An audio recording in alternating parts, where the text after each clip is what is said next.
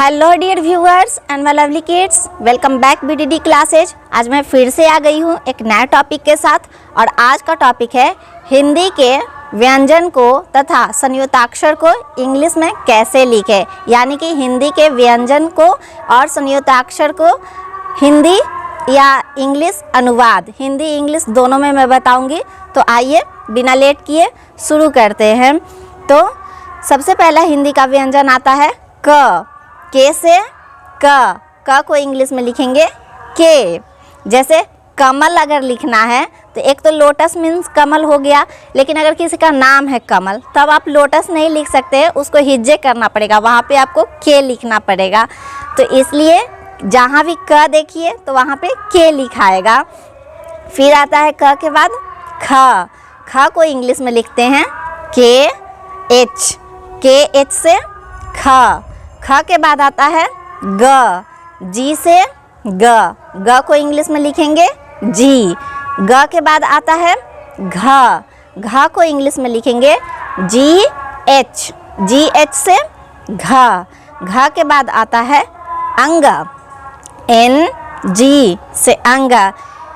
दोस्तों आप लोग एक चीज़ याद रखिएगा, कहीं कहीं एन से अंगा रहता है, एन से अंगा नहीं होता है, एन जी से अंगा होता है। आप खुद प्रोनाउंस करिए, अंग ग भी आ रहा है और अन भी आ रहा है, तो अन को तो एन लिखाएगा ही और जो ग आता है लास्ट में उसके लिए जी आता है, तो इसलिए एन जी से अंगा होता है।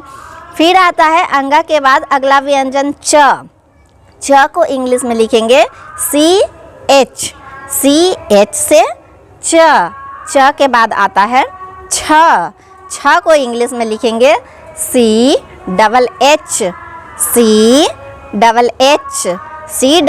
से छ के बाद आता है ज को इंग्लिश में लिखेंगे जे से ज के बाद आता है झ को इंग्लिश में लिखेंगे जे एच से झ के बाद आता है इया को वाई एन लिखते हैं।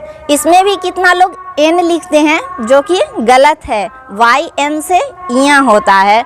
नेक्स्ट है व्यंजन ट को इंग्लिश में लिखेंगे टी से ट। फिर है टी एच से ठ। फिर है डी से ड। फिर है डी एच से ढ और एन से टवर्गिना अड़ा, एन से अड़ा।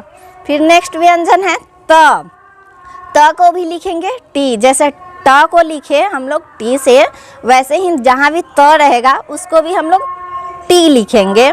फिर त के बाद आता है थ को इंग्लिश में लिखते हैं टी एच से थ। फिर आता है थ के बाद द को इंग्लिश में लिखेंगे डी से द।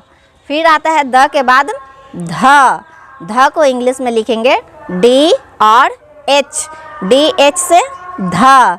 फिर ध के बाद आता है न को इंग्लिश में लिखेंगे एन से न के बाद आता है अगला व्यंजन प वर्ग का है सब। अब प लिखेंगे पी से प के बाद आता है पी एच से फ के बाद आता है ब यानी बी से ब के बाद आता है बी एच से होगा भ के बाद आता है एम से माँ के बाद आता है अगला व्यंजन वाई से य को लिखेंगे वाई, य को इंग्लिश में लिखेंगे वाई। उसी तरह से य के बाद आता है र को इंग्लिश में लिखेंगे आर से र। फिर है र के बाद ल को इंग्लिश में लिखेंगे एल से ल के बाद आता है व को इंग्लिश में लिखते हैं भी और डब्लू। कंडीशन है आप लोग क्या लिखना चाहे, भी से भी व होता है और डब्लू से भी व होता है। व के बाद आता है तालव्य श, तालु श, तो तालव्य श को इंग्लिश में लिखते हैं SH। उसी तरह से आता है मूर्धा स, मूर्धा स जो प वाला स होता है वो होता है मूर्धा स, और मूर्धा स को भी लिखते हैं SH, SH से मूर्धा स। फिर आता है दंत स, दंत स को लिखेंगे केवल S, इसमें H नहीं लगेगा, केवल S, S से दंत स। दंत स के बाद आता है ह, तो H से ह, H से ह। तो बच्चों क से लेके ह तक इतना ही व्यंजन होता है। उसके बाद आ जाता है संयुक्ताक्षर। संयुक्ताक्षर में आ गया आपका अक्ष, त्र, ज्ञ और स्र। चार जो है व्यंजन में रहता है चार, उसको हम लोग संयुक्ताक्षर बोलते हैं। अब जानते हैं संयुक्ताक्षर को इंग्लिश में कैसे लिखेंगे। जहाँ भी अक्षर रहेगा वहाँ पे लिखाएगा KSH, अक्षर को हम लोग लिखेंगे KSH। फिर है त्र, त्र को इंग्लिश में लिखेंगे TR, TR से त्र।